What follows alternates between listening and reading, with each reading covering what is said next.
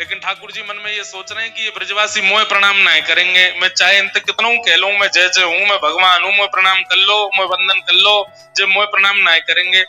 एक दिन ठाकुर जी ने प्रयास किया कि मैं सब ग्वाल वालों को चतुर्भुज रूप का दर्शन करा देता हूं। मेरे चतुर्भुज को देख करके ये लोग मुझे भगवान मानेंगे, कम से कम प्रणाम तो करेंगे एक बार। ठाकुर जी को बालक मान करके ये जो लीला कर रहे हैं उसमें जो सूक्ष्म सूक्ष्म अपराध बन रहे हैं। कैसे अपराध?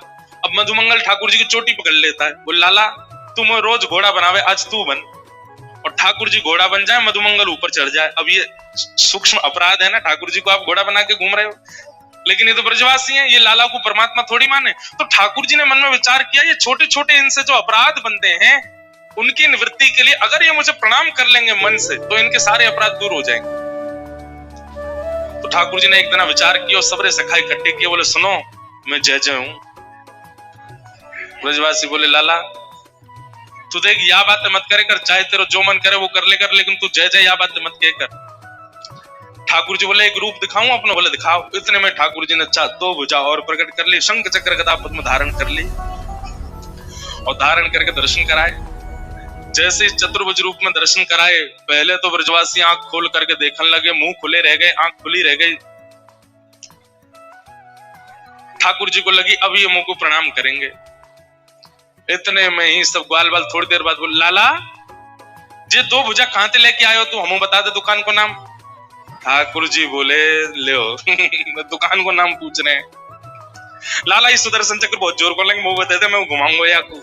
जी गदा बहुत बढ़िया लग रही है, लियो या मैं लेके जाऊं। चारों आयुध लेके भाज गए सबरे। यशोदा मैया से जाके कह रहे मैया तेरो लाला कोई दुकान से दो हाथ बनवा लाए और चार भुजा धारण करके घूमे। ठाकुर जी बोले जे ना मानेंगे मैं परमात्मा।